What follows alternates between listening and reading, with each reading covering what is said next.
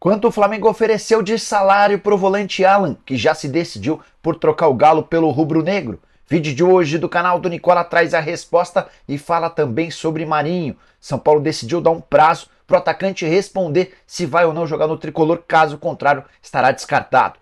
Preciso te atualizar sobre o Corinthians com protestos pesados marcados para essa sexta-feira. O Corinthians já está se mobilizando para se preparar contra as ameaças. Quero falar ainda sobre o Palmeiras, que vai muito bem, obrigado, e vai ter oportunidade de, com uma simples vitória, ser dono da melhor campanha na fase de grupos da Libertadores da América, para completar mais um problema a ser resolvido no Vasco e atualizações sobre quem está classificado, quem ainda tem chance, tanto na Libertadores quanto na Sul-Americana. Antes de tudo isso, deixa eu só me apresentar, me chamo Jorge Nicola, jornalista esportivo, e a missão por aqui é deixar você por dentro das últimas do mercado, bastidores, finanças e muito mais, para não perder nada, só apertar esse botão vermelho de inscreva-se. Combinado? Bora contar também que todo esse conteúdo é um oferecimento de Parimatch, patrocinadora master do Botafogo. Estou colocando na tela os jogos desse sábado no Campeonato Brasileiro para você se consagrar. Meus palpites para os jogos: Atlético Mineiro e Bragantino, da Atlético Mineiro.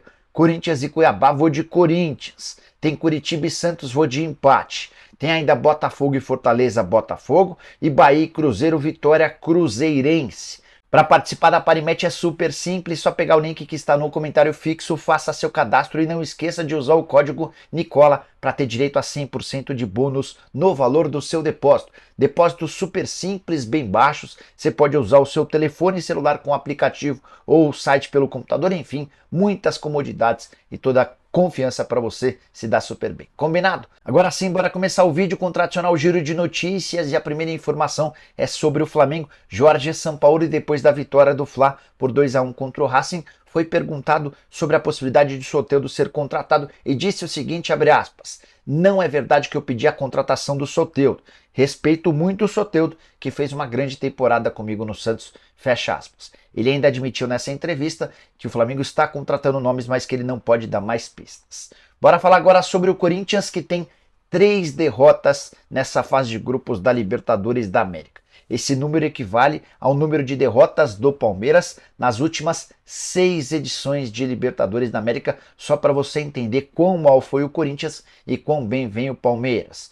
Bora falar sobre o Juventude, que depois de contratar o técnico Thiago Carpini, ex-Água Santa, embalou 5 jogos, são 5 vitórias seguidas. A curiosidade é que o time vinha de 5 derrotas nos últimos 6 jogos. Vamos por o outro lado? Alberto Valentim foi contratado pelo Atlético Goianiense e, por mais incrível que possa parecer, nos 5 primeiros jogos do Valentim no comando do Dragão, nenhuma vitória.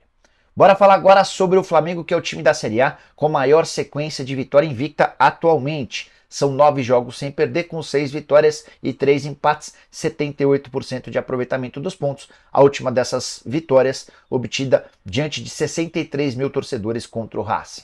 Para fechar o giro de notícias, contar que a semifinal da Bia Haddad em Roland Garros, derrota para número 1 do mundo, uma tenista polonesa, foi líder de audiência na TV paga. Tanto o Sport TV 3 quanto a ESPN 2 lideraram entre as televisões pagas médias, ou melhor, os picos de audiência para as duas emissoras foram de 3 pontos, ou seja, em determinado momento a gente chegou a ter 6 pontos de audiência para a semifinal de Roland Garros. É a maior audiência do tênis feminino na história da TV paga em todo o Brasil. Bora falar agora sobre o Palmeiras, líder geral de novo na fase de grupos da Libertadores. Tem sido assim: se o Palmeiras conseguir terminar essa edição na liderança, será a 5ª vez nos últimos 6 anos. E para que o Palmeiras tenha a melhor campanha entre todos os times da fase de grupos, basta vencer o Bolívar dentro de casa. Palmeiras e Bolívar estão empatados com 12 pontos cada. O time boliviano leva vantagem no saldo de gols, 8 para eles, 6 para o Palmeiras. Não há ninguém à frente desses dois times em relação à campanha, 12 pontos conquistados para cada um dos times. Se o Palmeiras vencer, vai a 15 e termina a fase de grupos em primeiro, repetindo o que já havia acontecido em 2018 em 2019, em 2020 e em 2022. Com um detalhe importante, 2022 foi a maior campanha da história da Libertadores, nunca ninguém fez tantos pontos quanto o Palmeiras na edição passada. A única vez em que o Palmeiras nos últimos anos não conseguiu ser primeiro foi em 2021, quando acabou terminando na segunda colocação, apenas um ponto atrás do Atlético Mineiro Verdão, que tem deitado e rolado quando o assunto é Libertadores da América. Palmeiras é favorito no confronto contra o Bolívar e, se terminar com a melhor campanha na fase de grupos, vai levar vantagem de decidir todos os confrontos de oitavas, quartas e semifinal na condição de mandante. Só não dá para dizer que isso vai acontecer na final, porque a final, você sabe, acontece em partida única. A edição desse ano de 2023 terá a final no Maracanã. Bora falar agora sobre Everton Ribeiro, o meio atacante do Flamengo, que voltou a atuar com mais frequência sob o comando de Jorge Sampaoli, e foi perguntado, depois da vitória rubro-negra, se existe alguma negociação para a extensão do seu contrato no Fla. Você sabe que vários jogadores importantes do rubro-negro têm contrato somente até 31 de dezembro. Casos de Everton Ribeiro, Bruno Henrique, Vidal, Felipe Luiz, Rodrigo Caio e Marinho. Recentemente, na última terça-feira, o Matheus Cunha estendeu seu contrato, que terminaria em 31 de dezembro, e o Davi Luiz, depois de cumprir 20 jogos nessa temporada, automaticamente teve seu contrato prorrogado. Era uma cláusula exigida pelo zagueiro na última renovação. Então todos os outros que eu citei ainda não têm seu futuro definido. E o Everton, quando perguntado sobre a possibilidade de renovação, disse o seguinte, abre aspas: "A gente ainda não conversou com a diretoria, mas estou preocupado em estar em campo, nessa condição, nessa evolução com a equipe. Estou contente por ter ajudado o Flamengo hoje. O mais importante é sempre estar bem para o Flamengo vencer", fecha aspas. É óbvio que o Everton Ribeiro não poderia dizer que está triste, está frustrado por ainda não ter sido convidado pelos dirigentes do Fla para estender o contrato. Mas tem sido esse o padrão do rubro-negro. Deixa para o fim do ano, se senta com jogadores que ele entende que vale a pena e os demais ele acaba por liberar. O Everton Ribeiro e o Bruno Henrique vão precisar jogar bem ao longo da temporada para terem seu contrato prorrogado. E o que eu posso assegurar para vocês é que vai haver muito clube grande interessado nessa dupla, especialmente se o Fla não quiser renovar com ele. Com eles, no caso, né? Bora falar agora sobre o Corinthians. Uma série de repercussões nas redes sociais sobre um protesto que aconteceu na noite dessa quinta-feira na frente do CT.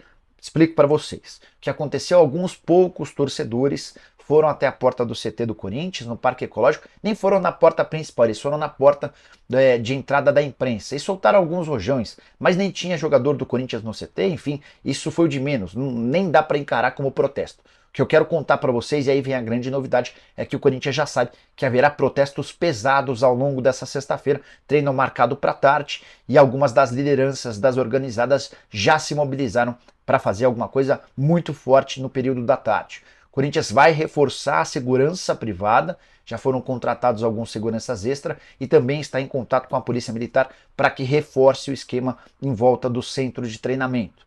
Corinthians que vem sendo bastante ameaçado e alvo de protestos desde a derrota por 3-0 para o Independente Del Valle na quarta-feira. Só para contar para vocês, ainda durante o jogo, líderes de torcidas organizadas deixaram a arquibancada no 3-0 e foram para a porta do vestiário para reclamar com os jogadores. A polícia precisou intervir. Na chegada ao hotel, lá em Quito, mais uma manifestação. O Alessandro e o Duílio Monteiro Alves foram muito criticados, xingados, atacados. Eles foram as principais vítimas desse protesto que aconteceu no hotel. No desembarque em São Paulo, não houve contato com a torcida. Alguns torcedores até foram até o aeroporto, perceberam que o Corinthians não desembarcaria por Guarulhos e sim por um hotel anexo ao aeroporto, tentaram essa aproximação, mas a polícia interveio e o Corinthians acabou conseguindo despistar os torcedores. Só que dessa sexta-feira não deve passar protesto forte, protesto pesado, por conta da sequência ruim, péssima do Corinthians, não só com o Luxemburgo, né? O time acaba de ser eliminado da Libertadores da América, só se salvou na Copa do Brasil por um milagre. No Campeonato Brasileiro a coisa tá mais para briga contra o rebaixamento do que por qualquer outra coisa e o torcedor perdeu a paciência. Sexta-feira pesada para o Corinthians, prometo ir trazendo novidades ao longo do dia. Combinado? Bora falar agora sobre o São Paulo, que estabeleceu um prazo para que o Marinho dê sua resposta. São Paulo anda incomodado com a demora do atacante para chegar a um acordo. São Paulo melhora a situação financeira e o Marinho sempre pede alguma coisa a mais. O São Paulo melhora e o Marinho pede algo mais. Nessa semana, o Tricolor também se irritou com a decisão do Marinho, via justiça, de pedir a reintegração no elenco. Algo como, pô, você está negociando com a gente para vir para cá, o que você está pedindo para ser reintegrado no Flamengo? Diante desse cenário, São Paulo decidiu estabelecer um prazo final. Se o Marinho não responder de forma afirmativa para a proposta do São Paulo até o fim de semana, não haverá mais negociação com o atacante. E aí o São Paulo parte para um plano B. O nome dele foi indicado, sugerido e pedido pelo Dorival Júnior, até por isso o São Paulo fez todo esse esforço. A questão financeira é quem está pegando. O São Paulo oferece no máximo 500 mil por mês, embora já tenha chegado aos 2 anos de contrato que o Marinho pede. O atacante tem 650 mil reais por mês em carteira no Flamengo, com todos os outros vencimentos ele chega a 800 mil mensais. Há dentro do Morumbi um pessimismo em relação à negociação do Marinho. A menos que ele mude sua postura e responda de forma afirmativa até esse final de semana, ele vai ser descartado e o São Paulo vai tentar pensar num plano B. O Savarino poderia ser essa possibilidade? Até poderia, mas o São Paulo encara as cifras como muito pesadas para essa contratação do Savarino, que pertence ao Real Salt Lake. Só para fechar sobre o tricolor, queria destacar que com a vitória por 5-0 contra o Tolima, nessa quinta-feira no Morumbi, o São Paulo ficou mais perto de ter a melhor campanha da fase de grupos da Sul-Americana. Nesse momento, o São Paulo é dono da segunda melhor campanha. O tricolor tem, nesse momento, 13 pontos conquistados dos 15 possíveis. Um detalhe importante, 11 gols marcados e nenhum sofrido. É o único time que ainda não teve sua defesa balançada. A melhor campanha até o momento é do News Old Boys, time da Argentina, que está no grupo do Santos, 100% de aproveitamento, são 15 pontos conquistados. Se o News tropeçar e o São Paulo vencer o Tigre na rodada final, São Paulo assume a primeira colocação da classificação geral, se não, vencendo o Tigre, ele vai ser o segundo colocado, que também é bastante bacana. Fortaleza hoje é o terceiro, com 12 pontos conquistados, Defensa e Justiça também tem 12, aparece na quarta colocação. Bora agora de informações exclusivas sobre o volante Alan, que já disse sim ao Flamengo. Isso nem é novidade. O que eu queria contar para vocês é quanto o rubro-negro ofereceu, que acabou convencendo o Alan a trocar o Galo pelo rubro-negro. Negociação só depende do sim do Atlético, inclusive o Flamengo melhorou sua proposta. A última oferta do Flamengo foi de 7 milhões e meio de euros fixos, mais 1,5 milhão de euros de bônus. Os bônus atrelados a títulos do Flamengo, e é isso que está pegando. Atlético e Flamengo tentam chegar a uma outra composição em relação aos bônus. Sobre o salário do Alan, hoje, contando salário, direitos de imagem e luvas, ele fatura 450 mil reais por mês no Atlético. O Flamengo oferece algo na casa dos 800 mil reais por mês, ou seja, o Alan praticamente dobra seus vencimentos. É também por isso que o Alan tem feito esforço nos bastidores para se mudar e aceitou inclusive deixar 3% dos direitos econômicos que pertencem a ele ao Atlético Mineiro na negociação. O Galo é dono de 90%, o jogador tem 10%, ficaria com 7%. Dessa maneira o acordo seria fechado. A tendência é que essa transferência seja oficializada nos próximos dias, embora o Alan só possa se mudar para o Flamengo em definitivo a partir de 3 de julho, quando a janela de contratações no futebol brasileiro reabre.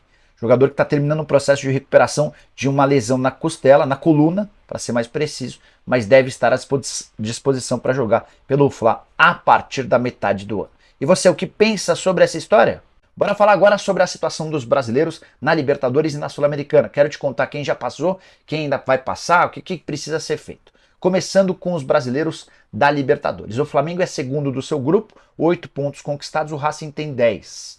O Flamengo não pode perder para o Alcas no Maracanã, sob o risco de ser ultrapassado pelo Nublense, que tem 5. Mas é importante dizer que, ainda que perdesse e que o Alcas vencesse, o Alcas pega o Racing na Argentina, ainda haveria a necessidade de tirar 5 gols de saldo.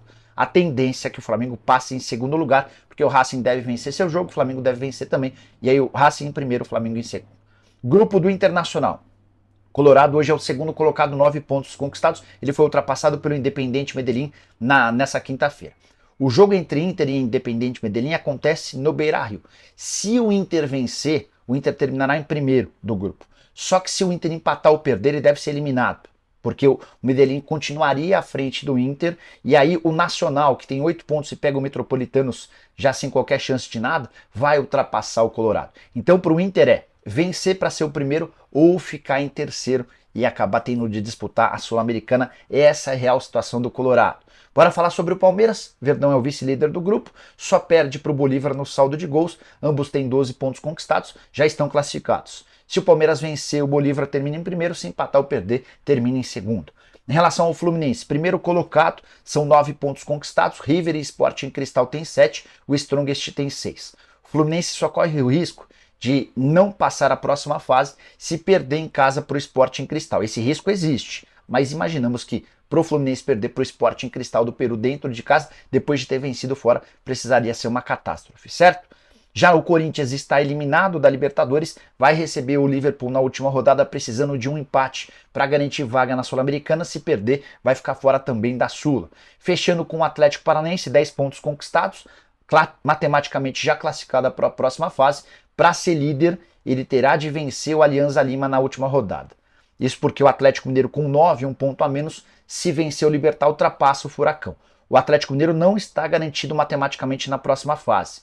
Isso porque o Cerro Porteño, o Libertad, que é o adversário da última rodada, tem 6 pontos. Se o Libertad vencer o Galo, pode ultrapassar o time mineiro. Embora o saldo de gols hoje seja a favor do Galo, o Atlético só será eliminado se perder para o Libertad por pelo menos 2 gols de diferença. Perdendo por até um gol, ele passa em segundo lugar. Beleza? Deu para entender? Quero te explicar agora sobre a Sul-Americana. Fortaleza classificado em primeiro lugar, isso já está certo. O São Paulo só perde a ponta do seu grupo se tomar 5 gols de diferença do Tigre na rodada final no Morumbi, algo que não vai acontecer. Botafogo e Bragantino já estão garantidos, no mínimo na repescagem, como segundo colocados dos seus grupos, embora estejam à frente de LDU e Estudiantes. E a definição do primeiro colocado desses grupos vai se dar de acordo com o saldo de gols. Então o Botafogo e o Bragantino vão precisar vencer por goleadas, torcendo para que LDU e Estudiantes vençam por menos para que eles mantenham a primeira colocação e escapem daquele cruzamento contra o terceiro colocado que vem da Libertadores da América. O Goiás é líder do seu grupo, mas não pode perder para o Santa Fé na Colômbia sob o risco de ficar fora. E para fechar, o América precisa ganhar do Peñarol fora de casa. O Peñarol não tem nenhum ponto conquistado, mas torcer para que o Milionários perca para o Defensa e Justiça, partida marcada para a Argentina. O Santos já eliminado não tem chance de qualquer coisa. Quero fechar o vídeo para falar sobre o Vasco da Gama. Mais uma notícia triste. Como tá difícil trazer notícia boa do Vasco. Depois de uma série de protestos de torcedores, da péssima fase do time, 8 jogos sem vitória, a zona do rebaixamento, a 777 atrasando pagamentos da compra de atletas, também de luvas e comissões de empresários, a nova notícia diz respeito ao fato de atletas não estarem querendo fechar com o Vasco por conta da invasão de torcedores nessa semana no CT. O pessoal do Atenção Vascaínos, um canal no YouTube que trata sobre o Vasco, informou que o Paulo Brax tem encontrado ainda mais dificuldade para fechar com reforços depois que líderes de organizada estiveram conversando, ameaçando e intimidando jogadores, membros da comissão técnica e dirigentes. Os protestos têm acontecido até de forma recorrente, o dessa semana talvez o mais tenso, o mais quente, com o Barbieri inclusive passando por maus bocados, com o Léo Pelé como capitão tentando explicar o que acontece em nome dos jogadores, e atletas do exterior e também do Brasil que têm sido contatados pelo pessoal da 777 têm dito: pessoal, não vou querer jogar no Vasco sob o risco de ficar sendo ameaçado por torcedores de forma recorrente, embora venhamos e convenhamos, isso acontece com enorme frequência em vários clubes do Brasil. Estou contando para vocês que nessa sexta-feira o Corinthians também será alvo de outros protestos na porta do CT. Enfim, o que você pensa sobre o futuro do Vasco? Estou curioso para saber sua opinião. Usa o espaço para comentários. Também não esquece de deixar like, de se inscrever no canal. A gente volta mais tarde com outras notícias. Abraço, tchau!